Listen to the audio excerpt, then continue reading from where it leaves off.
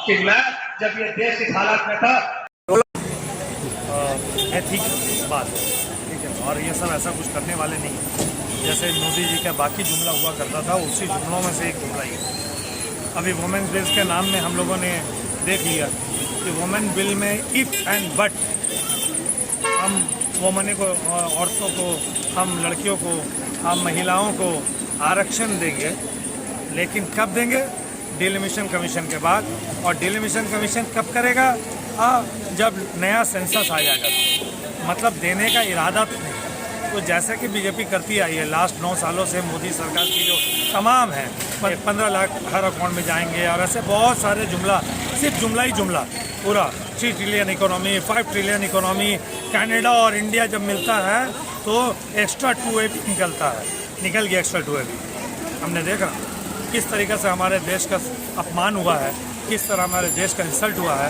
पता नहीं इनको शर्म क्यों नहीं आती, इनकी नज़र क्यों नहीं। हम तो एक आम भारतीय नागरिक हैं, जब हमारा शर्म से नज़र झुक गया है तो इनको क्यों शर्म नहीं आती? ऐसे लोगों को मुझे शर्म नहीं आता। मणिपुर में हज़ारों की तादाद में इस तरह का बर्बारियत, ये आंखें नम हो जाएंगी। औरतों को नंगा घुमाया, बीच चौराहे में गोली मार दिया जाएगा। लग रहा नहीं कि हिंदुस्तान है, लग रहा अफगानिस्तान का वीडियो। शर्म आनी चाहिए। उसके शर्म से शकल छुपा देंगे, जिंदगी भर दिखा नहीं पाएंगे। आज वो लोग अभी तक गद्दी नहीं छोड़ा, मणिपुर के सीएम नहीं छोड़ा। तो इनके तमाम जुमलों के बीच एक और जुमला, 1 नेशन 1 इलेक्शन, तो ये जुमला है। इसके एलेबरेट करने बोलिए। देखिए प्रॉब्लम क्या है ना, आप फौरन विपक्षी लोगों को जो सरकार के खिलाफ, आप उनसे कमेंट्स लेने चले जाते हैं। पहले उनसे तो पूछिए 1 नेशन 1 इलेक्शन, प्लीज एलेबरेट। जैसे हिंदू राष्ट्र क्या है? बुलबुला है, पानी उबल रहा है, उसके जो ऊपर में बुलबुला है ना, वही है और कुछ नहीं। बताओ हिंदू राष्ट्र का मतलब क्या? मैं तो पूछता हूँ, आपके माध्यम से पूछना जाएगा, पूछे बीजेपी का कोई प्रवक्ता को पकड़े, बोले रुकिए बताइए हिंदू राष्ट्र का मतलब क्या? हिंदुस्तान के सारे हिंदुओं को आप नौकरी दे देंगे, यहाँ दूध की नहरें बहने लगेगी, तमाम हिंदू के जितने हिंदू भाई हैं सबके लिए एजुकेशन फ्री हो जाएगा, उनके लिए हॉस्पिटल में इलाज फ्री हो जाएगा। क्या हिंदू राष्ट्र मतलब? क्या हिंदू राष्ट्र मतलब? लोगों को मारना, लोगों का बलात्कार करना, ये है? या हिंदू राष्ट्र मतलब हिंदू भाइयों को नौकरी देना, हिंदू भाइयों को पैसा देना? 15-15 लाख हिंदू भाइयों का अकाउंट में चला जाएगा, उनको नौकरी मिल जाएगा, उनको इंटरेस्ट फ्री लोन मिलेगा, हिंदू किसानों को इंटरेस्ट फ्री लोन मिलेगा, ट्रैक्टर फ्री मिलेगा। क्या तो 2024 में इंडिया गठबंधन को कहाँ देखिए, आज इस सरकार से हिंदुस्तान का हर वर्ग, अमीर गरीब, बड़ा छोटा, व्यापारी, किसान, सब कोई कुचला जा चुका है, कुचला जा चुका है। आज तक जीएसटी नहीं संभाल पाए, ये व्यापारी परेशान है, हर व्यापारी परेशान है। 1 नेशन 1 टैक्स के नाम पर आपने 5 स्लैब बना दिया, 5%, 8%, 18%, 28%। इनको खुद नहीं पता ये क्या कर रहा है, और इनकी इन बेवकूफ़ी और बचकाना हरकत से देश कहाँ जा रहा है इनको ये भी समझ में नहीं आ रहा। तो इसलिए पूरा देश मिलकर विकल्प ढूंढ रहा है, कोई भी हो। एक ऐसे वक्त, एक ऐसी जगह पर आज हमारा हिंदुस्तान आके खड़ा हो गया है। जो भी सच्चा हिंदुस्तानी है, सच्चा भारतीय नागरिक है, सच्चा देशभक्त है, वो किसी को भी वोट देगा, इसको छोड़। तो इंडिया अलायंस की जहाँ तक बात है, तो इंडिया अलायंस अगर आज एक अच्छा विकल्प लेके लोगों के पास आता है कि हम लोग यूनाइटेड होकर देश को वापस उस ट्रैक पे लाएंगे जिस ट्रैक में देश था, जहाँ से उतार के आज ये कचरे का डब्बा में चला गया हमारा वो ट्रेन, उसको वापस ट्रैक पे लाएंगे, तो हम उम्मीद करते हैं कि एक स्ट्रॉन्ग लीडरशिप के तहत एक यूनिटी देश में दिखा है, तो वो यूनिटी देश के लिए जुटा है। आज पूरे देश के हिंदू मुसलमान एक हो रहे हैं, उसी तरह हर पॉलिटिकल पार्टी भी एक हो रहा है। तो सब मिलके अगर एक हो रहा है, अपने छोटे मोटे जितने भी डिफरेंसेस हैं उसको ख़त्म करके, क्यों? जब देश पे आफत आता है तो आपको अपनी निजी लड़ाई को भूल जाना चाहिए, पहले देश बचाना चाहिए।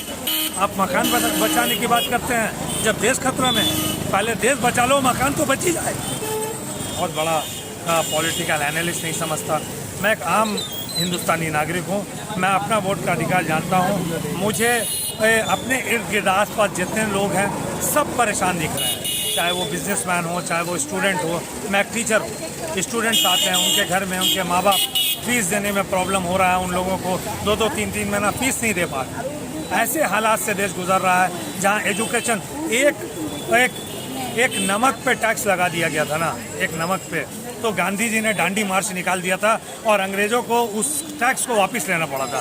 आज पढ़ाई में टैक्स, किताब में टैक्स, खाना में टैक्स, पीना में टैक्स, इलाज में टैक्स, दवाइयों में टैक्स, हर चीज़ में टैक्स, और इतना टैक्स। दुनिया का हाईएस्ट पेइंग टैक्सेशन कंट्री अभी हमारा इंडिया, हाईएस्ट। अमीर लोगों का गरीब देश है। सुन लीजिए, आज की तारीख में जो हालात गुजर रहा है, तकलीफ है लोगों को, और हम लोग रेटिंग किसी को नहीं देंगे, पर इतना यकीन करते हैं कि ऐसी सरकार जो देश को और देश के संविधान को तोड़ने में लगी हुई है, लोग इसे मुंह के बल गिराएंगे और धक्का देकर भगाएंगे। इससे पहले किसी सरकार को धक्का देकर नहीं भगाया। मैं तमाम जनता से ये कहना चाहूँगा कि ये लड़ाई पॉलिटिकल अब नहीं, ये लड़ाई देश की मिट्टी की लड़ाई है, उसके संविधान और इस देश को बचाने की लड़ाई है। तो मेहरबानी करके पॉलिटिकल लीडर लोग पर ये लड़ाई को सिर्फ मत छोड़िए। अगर आज आप खामोश रहें, संगठन है ये लोगों को जागरूक करने के लिए, लोगों को ये बताने के लिए कि आने वाले लोकसभा के चुनाव में क्या इस देश के सिचुएशन बन रहे हैं और आप लोगों को अपने मताधिकार, अपने वोट का कहाँ सही इस्तेमाल करना है। लोगों को जागरूक करने के लिए, लोगों तक अपनी बात को पहुँचाने के लिए, लोगों की आवाज़ को बुलंद करने के लिए, और ये फांसीवादी जो सरकार पिछले 9 साल से भाजपा की चल रही है, इसको कैसे सत्ता से बेदखल किया जाए, इसके लिए ये यूनाइटेड फोरम ने एक मंच सजा करके लोगों को एक संदेश देने की कोशिश की। वोट फॉर इंडिया जो स्लोगन है उसका क्या मतलब है? ये इंडिया गठबंधन जो है उसको वोट करना है या फिर इंडिया के लिए वोट करना है? वोट फॉर इंडिया, आप जैसे जानते हैं कि एक संगठन 28 दलों ने मिल करके एक संगठन तैयार किया है जिसका नाम दिया है इंडिया, INDIA। देश का भी नाम इंडिया है और इस देश की जो परेशानियां हैं उससे निपटने के लिए भी ये इंडिया गठबंधन तैयार हुआ है। इसीलिए उन्होंने इस गठबंधन का नाम दिया है इंडिया, जिसको आप सोशल मीडिया के ज़रिए से आप सुन रहे होंगे कि आप बीजेपी हर वक्त लोग इंडिया इंडिया ना करे, उस नाम पर बदलने का भी वो विचार करके वो भारत भारत ज़्यादा कर रहे हैं। तो इसीलिए कल को अगर ये भारत कर लेंगे तो फिर वो भारत से भी बदलने का विचार करेंगे। इसलिए ऐसी सरकार जो अपने हर फैसले पे तरह तरह की मतलब वो गुलाटियाँ खाती रहती है, जिसको यही नहीं पता कि क्या करना सही है क्या करना नहीं, ऐसी सरकार जो देश को गलत रास्ते पे ले जा रही है, नौजवानों का भविष्य खराब हो रहा है, कारोबारी रास्ते पे आ रहे हैं, हिंदू मुस्लिम भाईचारे की एकता खत्म हो रही है, ऐसी सरकार को जड़ से उखाड़ फेंकने के लिए पूरे देश के जो भी क्षेत्रीय दल हैं सब मिलाकर के उन्होंने ये इंडिया गठबंधन नाम दिया है, जो बहुत इस वक्त चर्चा में है और बीजेपी को उखाड़ फेंकने के लिए एकदम तैयार है। देखिए, सबसे पहले बात, आप देश के संविधान कॉन्स्टिट्यूशन ऑफ इंडिया को आप उठा करके देखें तो उसमें साफ शब्दों पे ये लिखा है, डॉक्टर भीमराव अंबेडकर साहब ने खुले शब्दों में वो लिखा है कि भारत दैट इज़ इंडिया और इंडिया दैट इज़ भारत। ये हिंदुस्तान के दो नाम है, भारत और इंडिया। लेकिन इंडिया चूंकि विपक्ष के गठबंधन ने इस नाम को रख लिया है तो बीजेपी तरह तरह के हथकंडे अपना रही है। ये इतना आसान नहीं है कि किसी देश का नाम बदल देना, ये कोई स्टेशन नहीं है, ये कोई प्लेटफॉर्म नहीं है, ये कोई छोटा शहर या कोई गली मोहल्ले का नाम नहीं है कि आप इतनी आसानी से बदल देंगे। और अभी तक बीजेपी के जितने भी प्रवक्ता, ऑफिशियल जो भी उनके लोग हैं, उनकी तरफ से ऐसा कोई अनाउंस नहीं है कि इंडिया का नाम भारत हो रहा है। उन्होंने एक शोषा छोड़ा है जो उनकी गोदी मीडिया सारा दिन लोगों के जहन में बात रखा। 2024 में इंडिया गठबंधन को आप कहाँ देख रहे हैं? 2024 के लोकसभा के चुनाव में, आम चुनाव में 400 सीटों पर इंडिया गठबंधन 1-to-1 फाइट के लिए तैयार है। बीजेपी बनाम इंडिया का कैंडिडेट, और बाकी जो 540 लोकसभा सीटों में बाकी जो 140 लोकसभा सीटें बच रही हैं, जो जहां मजबूत होगा लोग उनकी सपोर्ट करेंगे। इसलिए बीजेपी 100 का आंकड़ा नहीं पार कर पाएगी, ये पूरे विश्वास के साथ मैं आपको बता सकता हूँ। आज आप जो प्रोग्राम आज हो रहे हैं, इस प्रोग्राम के हवाले से बोले आप क्या चाह रहे हैं इस बैनर के तहत? प्रोग्राम करने का मकसद कि आने वाला 2024 साल जो मेंबर ऑफ पार्लियामेंट को चुनाव होने जा रहा है, आज पूरे हिंदुस्तान में जो बीजेपी जो हाल करके रखी है, आज आप लोग देखेंगे कि पिछला 2-3 दिन पहले पार्लियामेंट में एक ऐसा घिनौना हरकत हुआ है जो पूरे हिंदुस्तान के लोगों के लिए बहुत ही शर्म की बात है। आज पूरी दुनिया सवाल कर रही है इस बात पर कि क्या पार्लियामेंट में ऐसा भी हरकत हो सकता है। लिहाजा हम लोग जॉइंट फोरम की तरफ से हम लोग को आज प्रोग्राम करने का मकसद ये है कि आने वाले दिन में हम लोगों को ये वार्ता देना चाह रहे हैं इस बैनर के जरिए से कि आने वाला 2024 साल में हम लोग ये एक जो माने आवाम को बांटने वाला जो पार्टी है उसको हम लोग किस तरीके से हिंदुस्तान संभाल।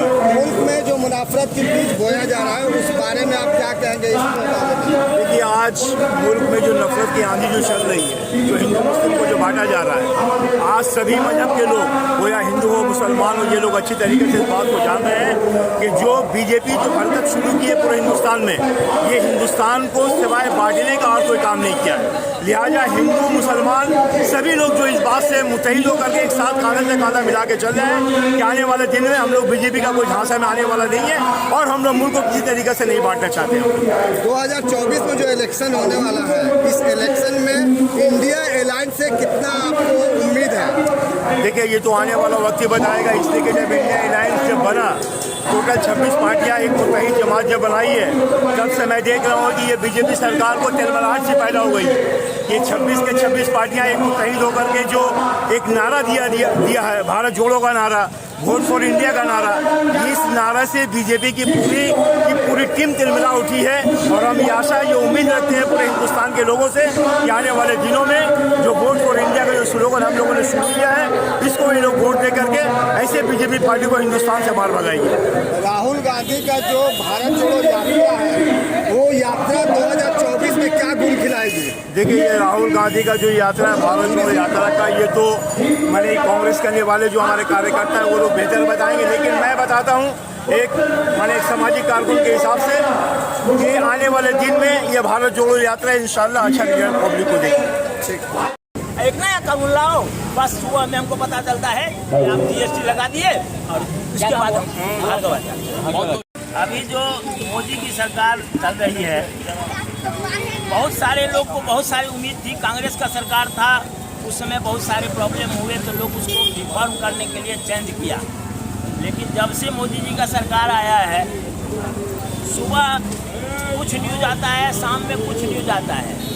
जहाँ तक मोदी जी ने कहा कि कांग्रेस को समाप्त करो, आम आदमी नहीं समझ पाए कि कांग्रेस को समाप्त करने के लिए बोल रहा है तो सिर्फ कांग्रेस पार्टी को समाप्त करना। लेकिन अब हम लोग को समझ में आ रहा है कि वो कांग्रेस के द्वारा बनाए हुए संविधान को ही समाप्त करने की बात बोल रहे थे। हम लोग को समझने में देरी हो गया। और आज जो संविधान में जितने सुधार कर रहे हैं या जो कुछ भी, किसी भी जाति विशेष को आप उस व्यक्ति के कानून बनाते हैं तो कम से कम उससे पूछिए तो कि आप को असुविधा है। अगर किसी ने आपको नहीं बोला है, जनता के लिए सरकार है, तो जनता आपको बोला कि हमें समान नागरिकता चाहिए, या किसी ने ये बोला कि हमको 3 तलाक चाहिए, किसी मुस्लिम संगठन ने आपको नहीं बोला। आप बिना जनता से डिमांड से ही अपनी मर्जी से जो मन होता है सो करते हैं। नया संसद में नई चीज को देखने मिला है कि संसद में दानिश को गाली दिया गया है, इसके बारे में क्या बोलना चाह रहे हैं आप? ये भाषा जो है, ये तो अबंड लोग वहाँ पहुँच गए हैं, ऐसे लोग पहुँच गए हैं जिनको बोलने ढंग से नहीं आता है, मोदी के नाम पर जीत जाते हैं, वहाँ ढोल बजाते हैं और जितने चमचे लोग हैं सब चले जाते हैं। तो कहने का तात्पर्य ये तो हमारे प्रजातंत्र में प्रॉब्लम ये है कि लोग जहाँ एक बार भूलते हैं सब भूल जाते हैं। अब जनता जो है 10 साल तो इंदिरा को नहीं झेल सके, राजीव को 5 साल नहीं झेल सके, तो हम लोग बहुत झेल लिए। अब नहीं झेलेंगे। मोदी जी हो या बीजेपी हो, ये राष्ट्र को तोड़ने वाली पार्टी है। हम लोग को निजात चाहिए। हम लोग को नया नया कानून बना करके हम लोग को सारा राइट खत्म कर रहा है। आप लॉकडाउन को याद कीजिए, जब आप घर से निकलते थे आपको लाठीचार्ज होता था, आप गाय भैंसी की तरह आपको खदेड़ा जाता था। ऐसी स्थिति हुई है। जब नोटबंदी होती है लाइन में खड़े हो जाते हैं, उसके बाद आपकी जरूरत की चीज नहीं मिलती है, पहले से कोई व्यवस्था। देखिए, एजेंडा यही है, जिस तरह मुल्क की हालात, मुल्क में लोग परेशान हैं, चाहे वो किसी भी धर्म के हो, सब लोग परेशान हैं अपनी अपनी जगह में। जिस तरह हर लोग अपनी परेशानी को दूर करने में लगे हुए हैं, उसी तरह ये एक गठबंधन जो हुआ है इंडिया में, वो सब लोग एक साथ जुड़े हैं और जो हमारे देश में बेरोजगारी है, रोजगार नहीं है, उस चीज़ को लाने की कोशिश कर रही है। इसलिए ये इंडिया गठबंधन है।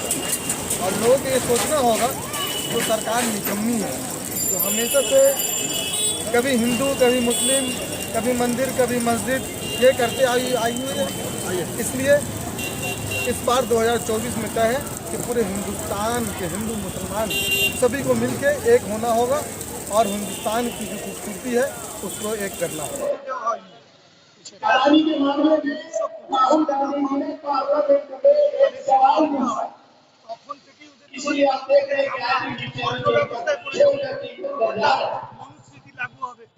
तो आप सब बहुत भी जानते हैं कि हमें करना है। वन नेशन वन वोट बताने की आप सबको कोई जरूरत नहीं है। देश के जिस तरीके से हालात बिगड़ते जा रहे हैं, उस देश के हालात को सुधारने के लिए बढ़ाने के लिए हम सबकी जिम्मेदारी बनती है। एक सही डिसीजन ले, एक सही कैंडिडेट को जिताए और एक सही